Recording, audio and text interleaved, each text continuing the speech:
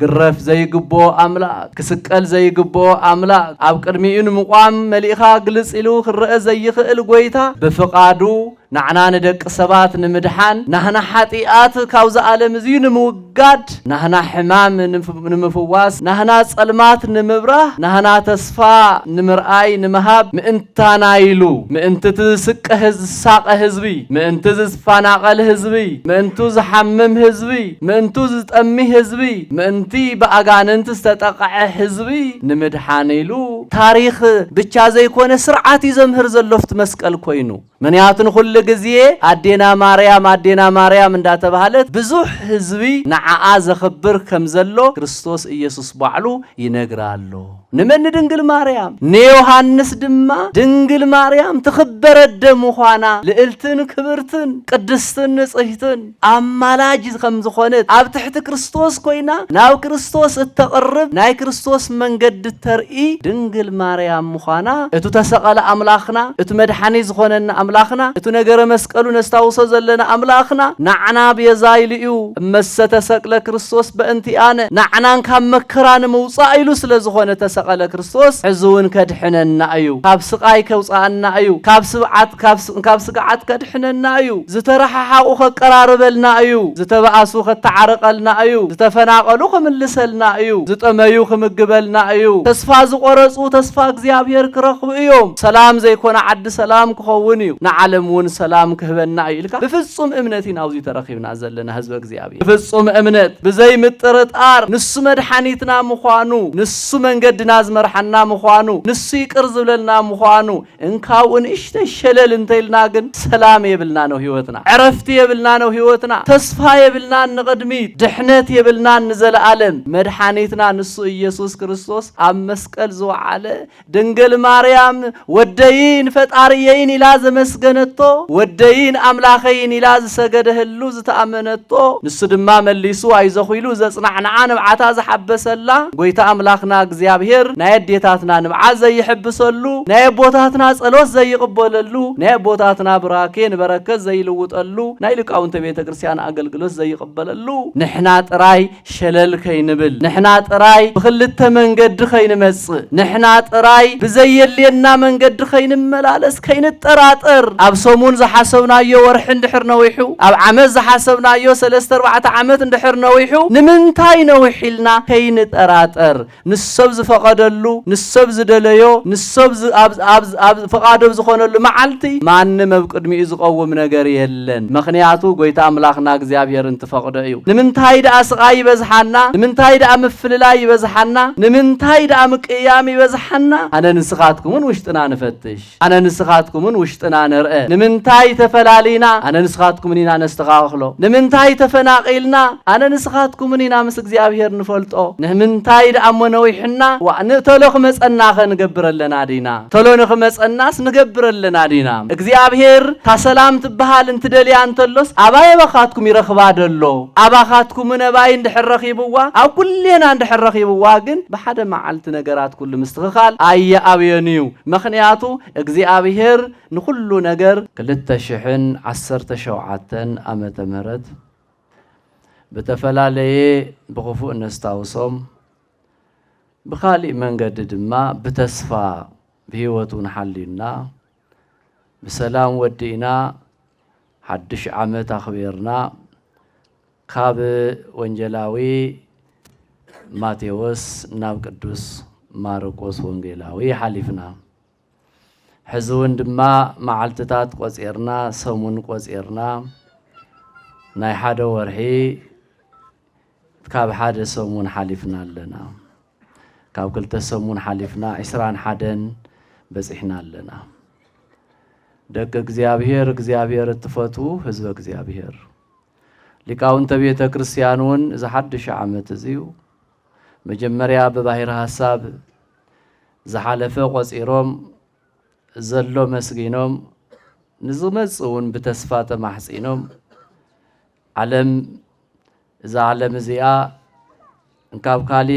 ካሊ ዓመት ስለ ዝወሰኽና ብቅዱሳን ቦታት ተባሪኻ አገልግሎት ጀሚሮሙላ ሕዚ ድማ ኣብዝሓይ ዘለናያ ናይ ድንግል ማርያም በዓል በፂሕና ኣለና ازي مبصح عبي عدليو أوزي مركاب عبي عدليو إذا عبي عدل جن زتقمل له زي تقمل دمالو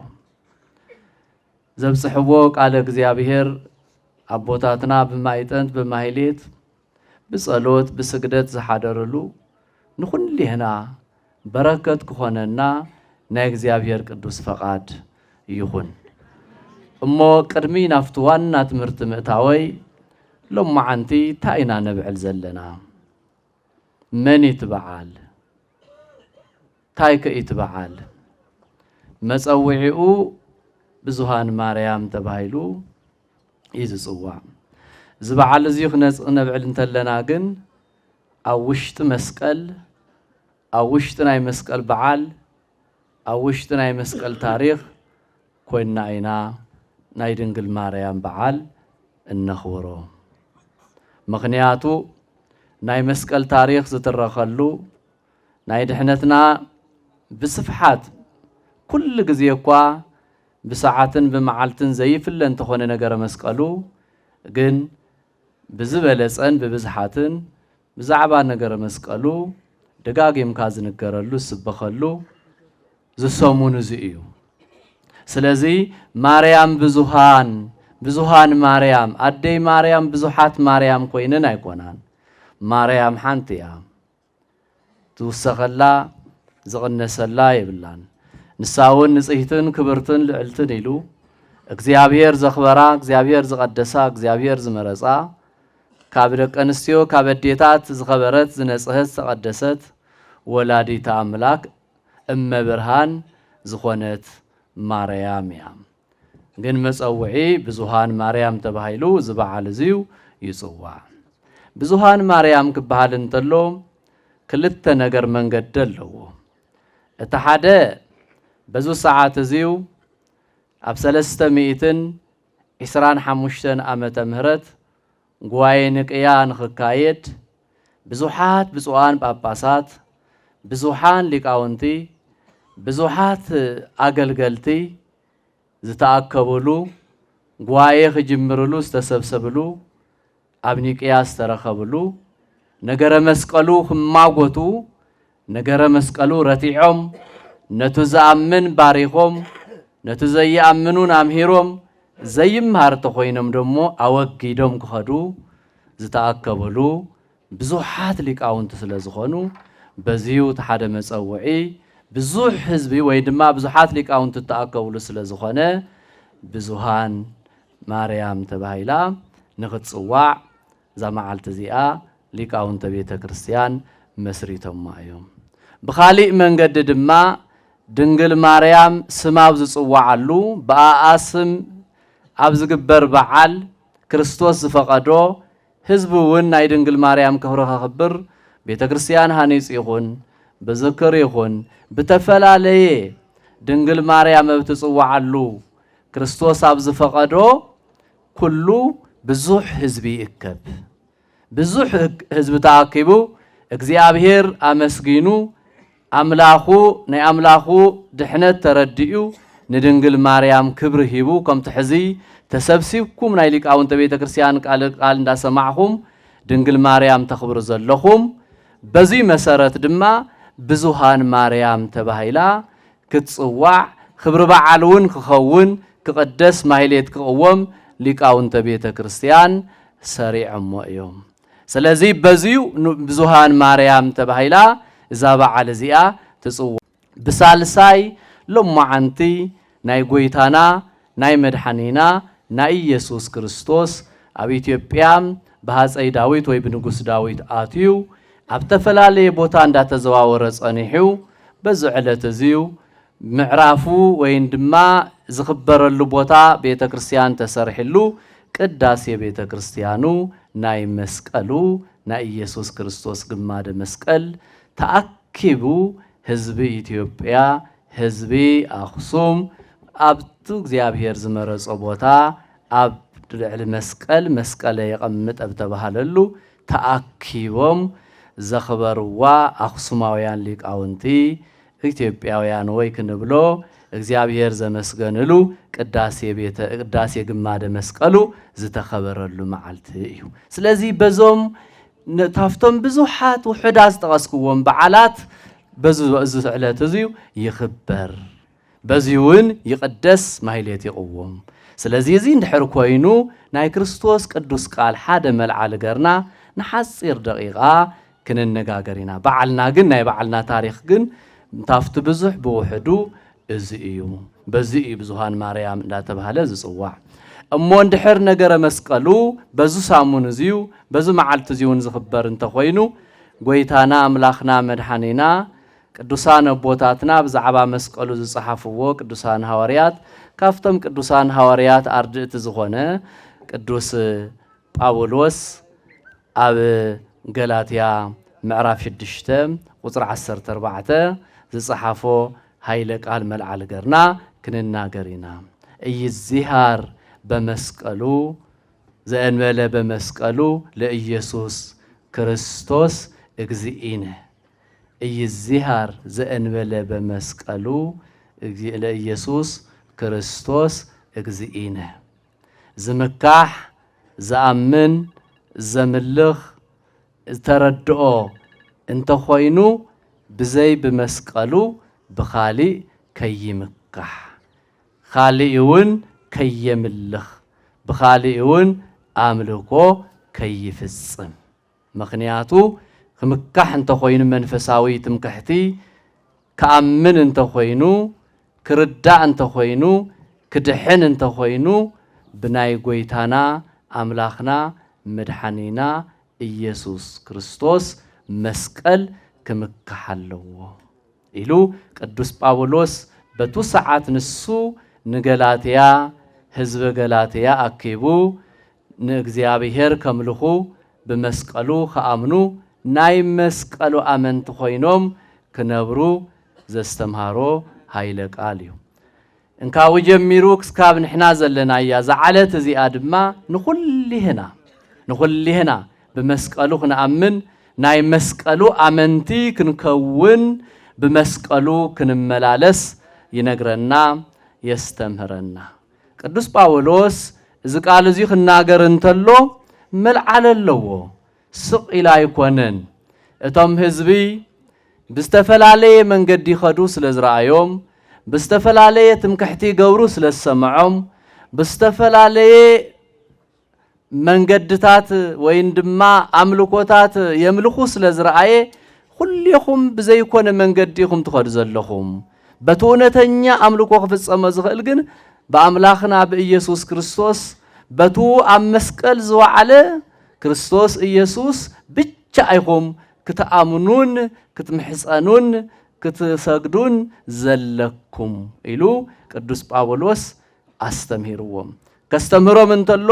ንገሊኦም ነቶም ደጋጊሙ ዘስተምሃሮም ብቁጣዓ ነቶም ገና ህፃናት ንምምሃር ዝኾኑ ድማ ብዝርድእሉ ቋንቋ ብዝሰምዕዎ ብዝተረጋግአ መንፈስ የስተምህሮም ኖሩ ስለዚ መስቀሉ ዘአምን በመስቀሉ ዝተማሕፀነ ንሱ ይድሕን እዩ ከምቲ ቅዱስ ጳውሎስ መስቀል ኃይልና እዩ መስቀል ጽንዕና እዩ መስቀል መድኃኒተ ነፍስና እዩ ናይ ነፍስና ዘድሕን ናይ ስጋና ዝሕሉ መስቀል እዩ ብዘይ መስቀሉ ካሊእ ክንምካሕ የብልናን ናፍቱ እውነተኛ እምነትና ናይ ክርስቶስ ክንምለሰለና ኢሉ ቅዱስ ጳውሎስ ነቶም ህዝቢ ነጊርዎም በሰዓት እዚ ድማ ንኹልህና ይነግረና ኣሎ ከምቲ ቅዱስ ጴጥሮስ በመልእኽቱ ቀዳማይ ጴጥሮስ ምዕራፍ 4 ቁጽሪ 1 እመሰተሰቅለ ክርስቶስ በእንቲአነ ምኽንያቱ በመስቀሉ አምልኹ በመስቀሉ ተአመኑ በመስቀሉ አምልኮኹም ፈጽሙ በመስቀሉ ድማ ትምክሕትኹም ግበሩ አርማኹም ግበሩ ኃይልኹም ንሱ እዩ ዝብለኩም ዘለኹ እቲ ጎይታ እግዚአብሔር ናዕና ክብል ኣብ ቀራንዮ ውዒልልና እዩ ኢሉ ቅዱስ ጴጥሮስ ድማ ደጊሙ ጽሒፍዎ ተናጊርዎ እግዚአብሔር ምእንታና ኢሉ ተሰቂሉ ምእንታና ኢሉ ኣብ መስቀል ውዒሉ ምእንታና ኢሉውን ተገሪፉ ምእንታናውን ስቃይ ተቀቢሉ ምእንታናውን መቃብር ወሪዱ ምእንታናውን ግርፋት ተሸኪሙ ክግረፍ ዘይግቦ አምላክ ክስቀል ዘይግቦ አምላክ ኣብ ቅድሚኡ ንምቋም መልኢኻ ግልጽ ኢሉ ክርአ ዘይኽእል ጎይታ ብፍቃዱ ንዓና ንደቂ ሰባት ንምድሓን ናህና ሓጢኣት ካብዚ ዓለም እዚ ንምውጋድ ናህና ሕማም ንምፍዋስ ናህና ጸልማት ንምብራህ ናህና ተስፋ ንምርኣይ ንምሃብ ኣብዚ ምድሪ እዚ ብተስፋ ካብዚ ምድሪ እዚ ንጽዋዓሉ ደሞ መንግስተ ሰማያት ንኽነብር እግዚአብሔር ፈቃዱ ስለ ዝኾነ መድኃኒና ኢየሱስ ክርስቶስ ምእንታና ኢሉ ተሰቂሉ ምክንያቱ ቅዱሳን ሐዋርያት ዝቃል እዚ ክጽሕፍዎ ክናገርዎ እንተለው ስቂሎም ኣይኮኑን ስነ ልቦናና ተረዲኦም ናይቲ ዘምህርዎ ናይቲ ዝመርሕዎ ህዝቢ ተረዲኦም ዝተፈላለየ ተሓሳስባ ዝተፈላለየ ኣመለኻኽታ ይርኢሎም እሞ ነቱ በቱናይ እግዚአብሔር ጥበብ በቱናይ እግዚአብሔር ቅዱስ ቃል ገሮም ነቲ ህዝብ ንምስትኽኻል ዝጥቀምሉ ዝነበሩ ቅዱስ ቃል ይዝዩ ለዚ ቅዱስ ጴጥሮስውን እመሰ ተሰቅለ ክርስቶስ በእንቲአነ ምእንታና ኢሉ ምእንቲ ትስቀ ዝሳቀ ህዝቢ ምእንቲ ዝፋናቀል ህዝቢ ምእንቱ ዝሐምም ህዝቢ ምእንቱ ዝጠሚ ህዝቢ ምእንቲ በአጋንንት ዝተጠቅዐ ህዝቢ ንምድሓን ኢሉ ጎይታ ኢየሱስ ክርስቶስ ኣብ ቀራንዮ መስቀል ኣብ ማእከል ዓለም ኢየሩሳሌም ናዕና ክብል ኣብ መስቀል ውዒሉ ለዚ መስቀሉ ናህና መድሓኒት ስለ ናዕና ኢሉ ኣብ መስቀል ከም ዝወዓለውን የርዳአና ከምቲ ቅዱስ ያሬድ ዝንቱ ውእቱ መስቀል ብዝማሪኡ ቅዱስ ያሬድ ካፍቶም ንቆሓት ጠንካራታት ቅዱስ ጻድቅ ንጹህ እግዚአብሔር ረኺቡ እንካብ ጽርሐ አርያም ዜማ ተቀቢሉ ናብ ምድሪ ሒዙ ዝወረደ አበሊቃውንት ትምክሕቲ ሊቃውንት ዝኾነ ቅዱስ ጻድቅ ቅዱስ ያሬድውን ብዛዕባ መስቀሉ መስኪሩ ዝንቱ ውእቱ መስቀል እዚ መስቀል እዚዩ መድኃኒት እዩ እዚ መስቀል እዚዩ ድሕነት እዩ እዚ መስቀል እዚዩ ይቅርታ እዩ ስለዚ በቲ መስቀሉ ክንአምነለና በቲ መስቀሉ ክንመላለሰለና እንትብል በዚሁ ገሊጽልና እዩ እሱ ብቻ ይኮነን ቅዱስ ያሬድ መስቀል ብርሃን ለኩሉ ዓለም ኢሉውን አብሪ ነገረ ብርሃኑ ነገረ መስቀሉ መስኪሩ እዩ መስቀል ናይ ዓለም ብርሃን እዩ ንእገሌ ዘይኮነስ ንዓለም ኩሉ ብርሃን ዘብረኸ እዩ መስቀል ድሕነትና እዩ መስቀል ተስፋና እዩ ንዓለም ኩሉ ብርሃን እዩ ኢሉውን ደጊሙ ገሊጽዎ እዩ ቅዱስ ያሬድ ክቡራንን ክቡራትን ብፁዕ አቦና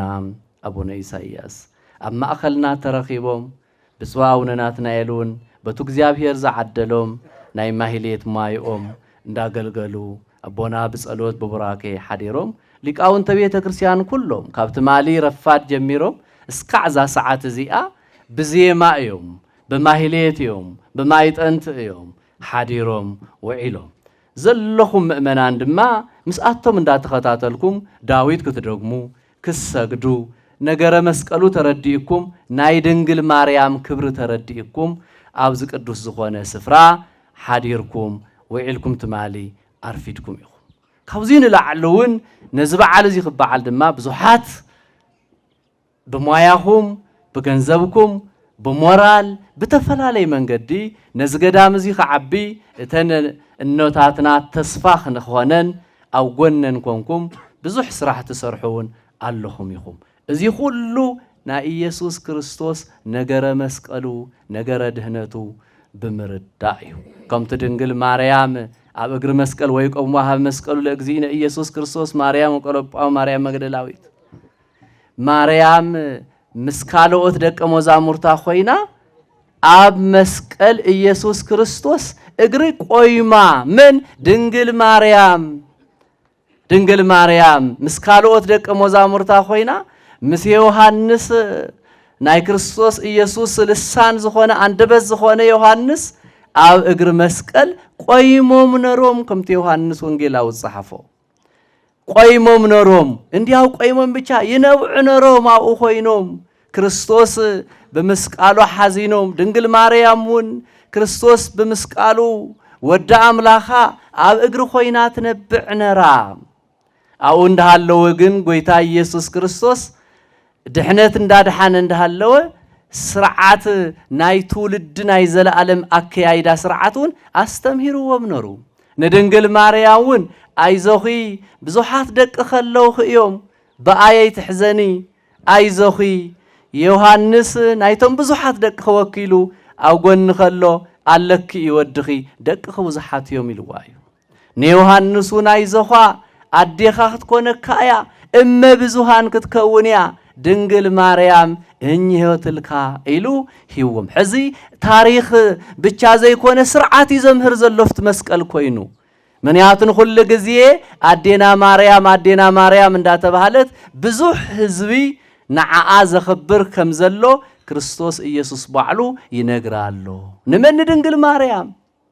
ንዮሐንስ ድማ ድንግል ማርያም ትኽበረደ ምዃና ልዕልትን ክብርትን ቅድስትን ንጽሕትን አማላጅ ከም ዝኾነት ኣብ ትሕቲ ክርስቶስ ኮይና ናብ ክርስቶስ እተቕርብ ናይ ክርስቶስ መንገድ ተርኢ ድንግል ማርያም ምዃና ንዮሐንስ ወንጌላዊ ነጊርዎ መን ባዕሉ በአንደበቱ ጎይታ እግዚአብሔር ክብራንን ክብራትን በዚ ሰዓቱ እዚ ሕዚ ነገረ መስቀሉ እንዳሐሰብና እቱ ናዕና ዝተሰቀለ ግማደ መስቀሉ ቅዳሴ ቤቱ ዝኽበረሉ እንዳስታወስና እታ ወላዲታ አምላክ ዝኾነት ንጽሕቲ ክብርት ድንግል ማርያም እትኽበረሉ መዓልቲ ምዃኑ ተረዲእና አውዝ ቅዱስ ስፍራ ተሰብሲብና ተረኺብና ኣለና ጥራይስ ይኮነን ድንግል ማርያም ኣብ መስቀሉ ኮይና ምስ በኸየት ክብሪ ጸጋ በረከት ቅድስና ልዕልና ያረኺባ ዮሐንስ ነው ኮይኑ ምስ በኸየ ነገረ መስቀሉ ተረዲእዎ ጎይትኡ አምላኹ መድኃኒ ምዃኑ ተረዲእዎ ብዝበኸየሉ ጊዜ ጎይታ አምላኽና እግዚአብሔር ስቃይ በለን አይዞኻ አይትብከ ተስፋኻ ሰፊሕ እዩ ኢሉ ይመልስሉ ኣብዚ ሕዚ ተረኺብና ዘለና ኣብ ሕድሕድና ዘሎ መከራ ኣብ ህዝብና ዘሎ ጭንቂ ኣብ ዓድና ዘሎ ስቃይን ምፍራሕን ኣብ ተፈናቀልቲ ህዝብና ዘሎ ጥሜትን ጽምእን ኣብዚ ክነርፍድ እንተለና እዚኦም እንዳስታወስና ኢና ንጽሊ እቱ ተሰቀለ አምላኽና እቱ መድኃኒ ዝኾነና አምላኽና እቱ ነገረ መስቀሉ ነስታውሶ ዘለና አምላኽና ናዕና ቤዛ ኢልዩ እመሰተ ሰቅለ ክርስቶስ በእንቲአነ ናዕናን ካብ መከራ ንምውፃእ ኢሉ ስለ ዝኾነ ተሰቀለ ክርስቶስ ሕዝውን ከድሕነና እዩ ካብ ስቃይ ከውፃአና እዩ ካብ ስጋዓት ከድሕነና እዩ ዝተረሓሓቁ ከቀራርበልና እዩ ዝተባኣሱ ከተዓረቀልና እዩ ዝተፈናቀሉ ከምልሰልና እዩ ዝጠመዩ ከምግበልና እዩ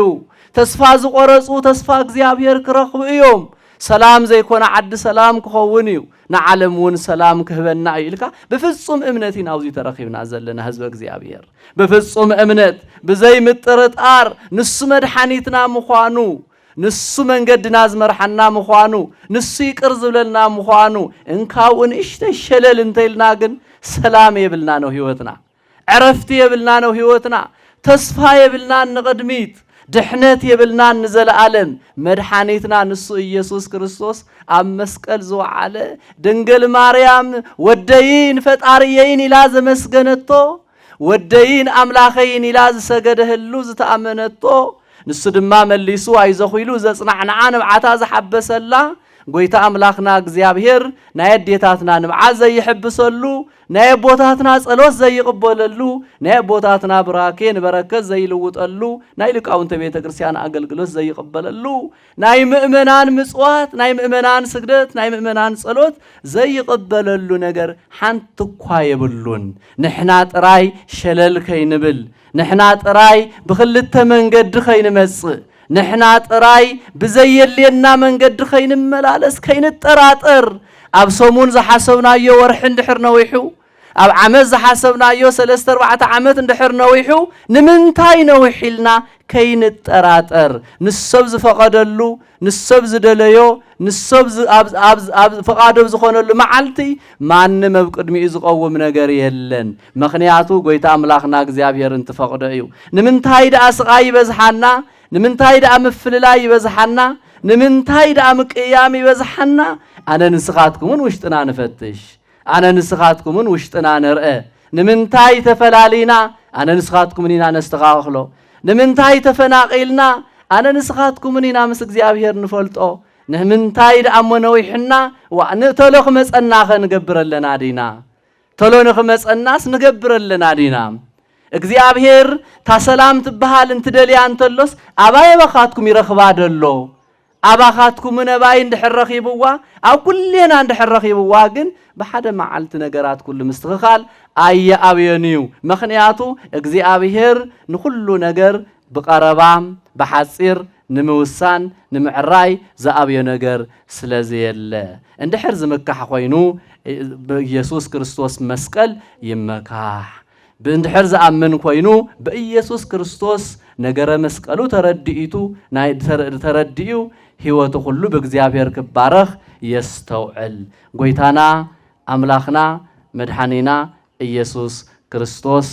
نخلي هنا كبارخنا ناي دنجل مريم أمالا جنت ناي قدوسان صلوت ناي እግዚአብሔር ቸርነት ፈጣሪና ኢየሱስ ክርስቶስ ምስኩል هنا يهون زمكح عند حركوينو بنجار مسكال يمكح بنجار كريستوس يؤمن بمسكالو دحينو بمسكالو خدحنيو بمسكالو عالم كله كبرهيو እግዚአብሔር يبارككم يغني اللي እግዚአብሔር